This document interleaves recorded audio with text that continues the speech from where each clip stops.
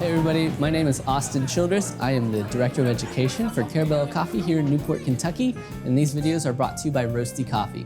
Today, I'm going to be talking through a cortado. What is a cortado and how do you make one at home?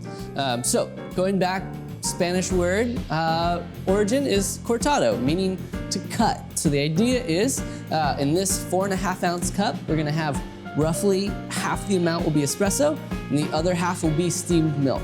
So, we're gonna pull that espresso, we're gonna steam our milk, and the idea is that by cutting the espresso with the steamed milk, we're gonna decrease that bitterness a little bit, add a little bit of brightness, lightness, and a little sweetness by steaming the milk.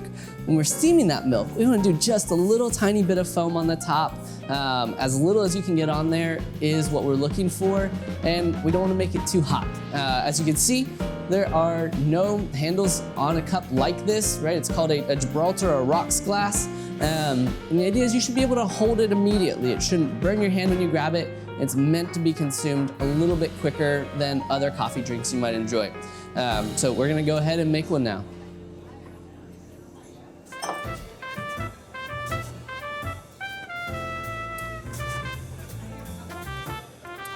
Alrighty, so I'm going to be pulling 16.5 grams of ground coffee into my portafilter, which would be more on par for maybe what your basket on your home machine might use.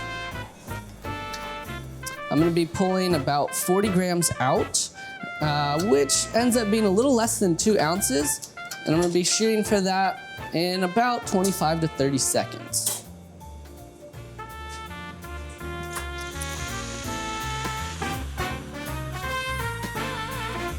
So when you're steaming your milk, you wanna put as little foam as possible, so you're just gonna listen for a couple of those little paper tearing sounds.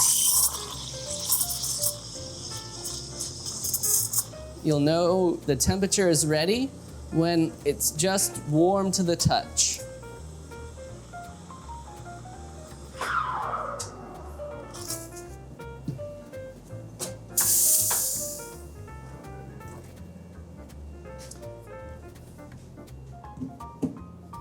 Alrighty, so we've got our shot of espresso. You can see it fills about half the glass there.